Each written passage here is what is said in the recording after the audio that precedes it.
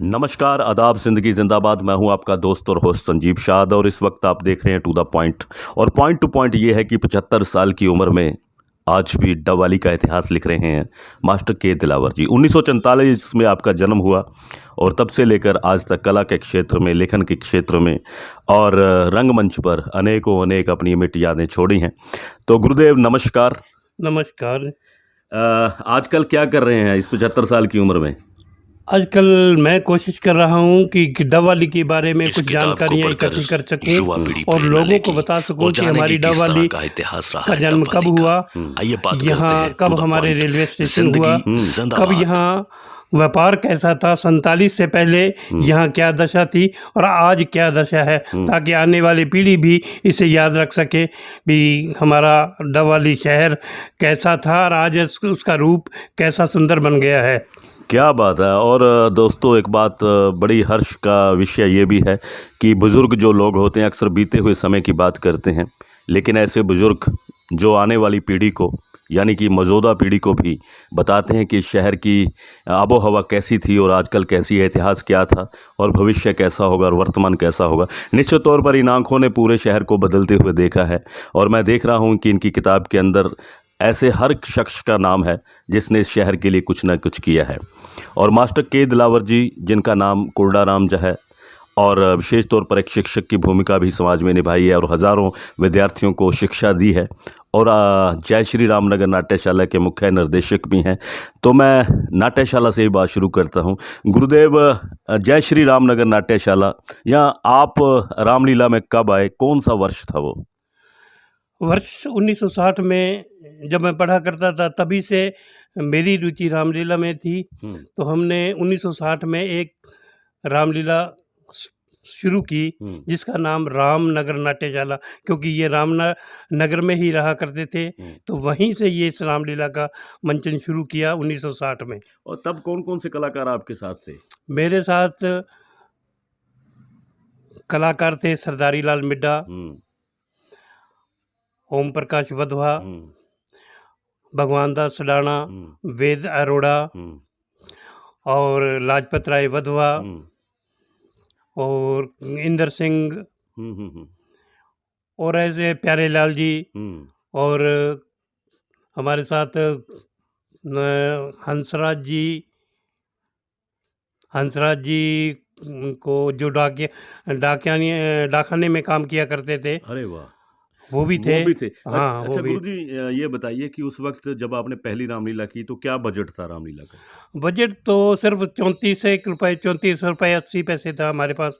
34 रुपये कुछ पैसे थे, जिससे हमने जो है वो रामनगर कॉलोनी में ही शुरू की थी।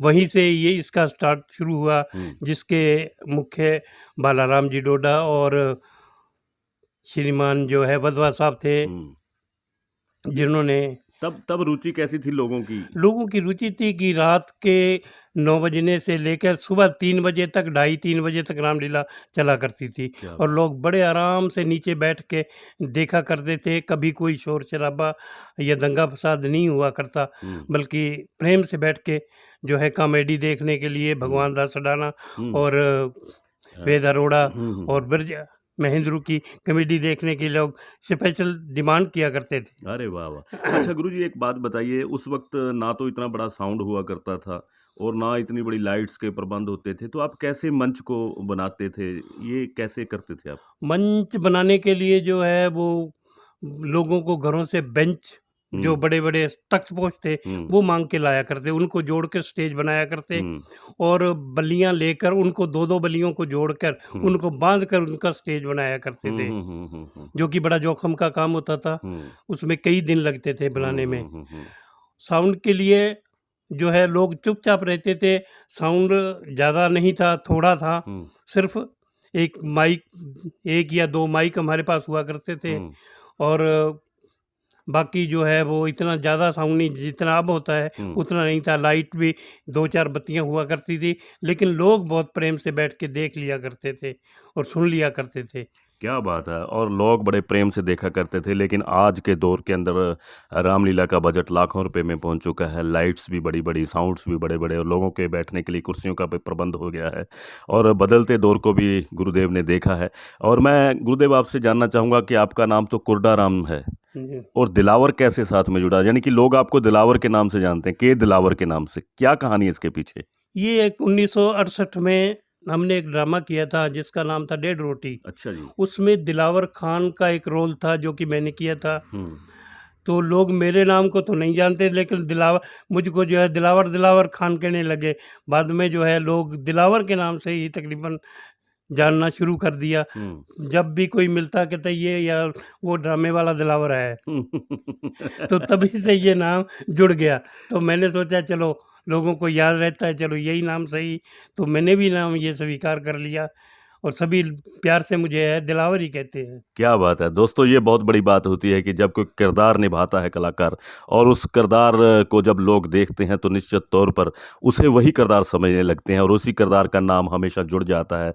ऐसा ही मास्टर के दिलावर जी के साथ हुआ। कोरडाराम से के दिलावर हो गए और बहुत प्यार सत्कार मिला है मास्टर जी को। इतने सारे शिष्य हैं इनके, कलाकार फनकार लोग आज फिल्मी इंडस्ट्रीज में भी काम कर रहे हैं। तो निश्चित तौर पर ये आज यहाँ प्यार और मोहब्बत के साथ आप लोगों के बीच में रहते हैं और बहुत सारे कला प्रेमियों के साथ जुड़े हैं।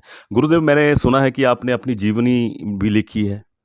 हाँ, मैंने अपने रिश्तेदारों के लिए, अपने दोस्तों के लिए जो मेरे को जानते हैं, मैंने चाहा अभी मैं जो ज़िंदगी में मैंने संघर्ष किया, जो मैंने उतार चढ़ाव ज़िंदगी के देखे, उसको मैंने एक सूत्र में पिरोने का, क्योंकि मैं कोई लेखक तो हूँ नहीं, लेकिन फिर भी मैंने प्रयत्न किया कि मैं अपने जीवन को पूरी तरह से एक किताब के रूप में जो है आने वाली पीढ़ी को दे सकूँ, ताकि पता लगे कि जीवन एक संघर्ष है। इस संघर्ष को जीना सीखिए और इसी में जिए, तभी जो है ज़िंदगी जिंदाबाद होती है। तभी ज़िंदगी ज़िंदाबाद होती है। बहुत खूब। और आप कहते हैं कि आप लेखक नहीं हैं, लेकिन हमारे दर्शक जानते हैं, मैं जानता हूँ कि आप पेंटर भी बहुत अच्छे हैं, पेंटिंग भी बहुत अच्छी करते हैं। ये कला कहाँ से सीखी? और जादूगरी भी आपके पास बहुत बढ़िया है। ये कहाँ से सीखा आपने? बस मुझे बचपन से ही कुछ न कुछ नया सीखने की ललक हुआ करती थी, जिसके कारण मैं जादू के कार्य भी काफ़ी सीखे मैंने, दिखाए भी। स्कूलों में भी मैं जब भी कभी कोई फंक्शन होता तो बच्चों को प्रेरित करने के लिए मैं उनको जादू के फंक्शन भी दिखाया करता। तो पेंटिंग मेरे बचपन से शौक है, हालांकि मैंने ड्राइंग पढ़ी नहीं, लेकिन बचपन से शौक था ड्राइंग का। तो मैं चित्र बनाया करता, बच्चों को दोस्तों को दिखाया करता, दोस्त मेरी तारीफ किया करते तो मेरा हौसला और बढ़ जाता, तो मैं और उससे सुंदर चित्र बनाता। पहले कोयले से चित्र बनाने शुरू किए, काली पेंसिल से बनाने चित्र शुरू किए, कनक की बलियों से, तारों से, बिजली के तार से जो है वो बनाने शुरू किए। जो कि 1998 में एक बार नवयुग सभा की जो है कला प्रदर्शनी लगी थी, जिसमें मैंने बड़े बड़े नेताओं के कोयले से चित्र बनाकर दिए थे। तो उन्होंने बहुत प्रशंसा की थी और मुझे स्पेशल उस आर्ट के लिए स्पेशल प्राइज़ भी मिला था। क्या बात है, प्राइज़ भी मिला था। लेकिन आपके कर कमलों से आज हम जैसे कलाकार जब प्राइज़ लेते हैं तो अपने आप को गर्व महसूस करते हैं।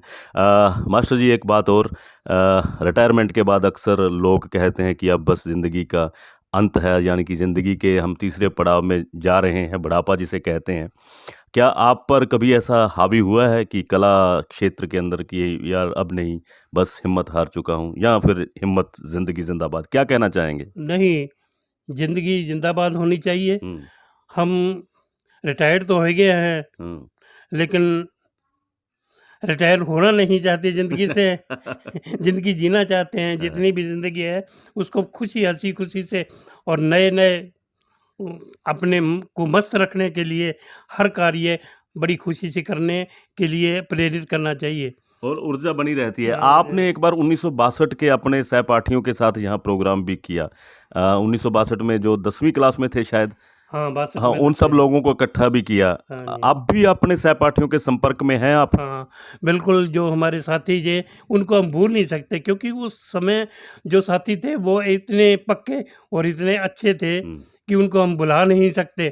आज भी जो कोई तो करोड़पति भी हैं, उनमें बड़े उद्योगपति भी हैं, उसमें बड़े ऑफिसर भी हैं, लेकिन वो आज भी याद करते हैं। जब भी कभी फ़ोन उनका आता है तो मिलते हैं, तब बड़े खुश होते हैं, पूछते हैं भी आप कैसे हो, आपकी सेहत कैसी है, कार्य में जुट रहे हो कि नहीं। तो हम एक दूसरे कहते हैं भाई लगे रहो, जब तक ज़िंदगी है लगे रहो, अपने कार्य को करते रहो, ताकि आपको देखकर दूसरे भी प्रेरित होते रहें, ऊर्जा बनी रहे, शांति बनी रहे, सहता बनी रहे। क्या बात है। और जीवन चलने का नाम है, चलते रहो सुबह शाम। मास्टर के दिलावर जी के जीवन को देखकर ऐसा लगता है कि हिम्मत कभी हारनी नहीं चाहिए, बल्कि हिम्मत और हौसले के साथ एक और उड़ान भरनी चाहिए। और निश्चित तौर पर 75 वर्ष की उम्र में आज भी एक युवा की भांति काम करते हैं।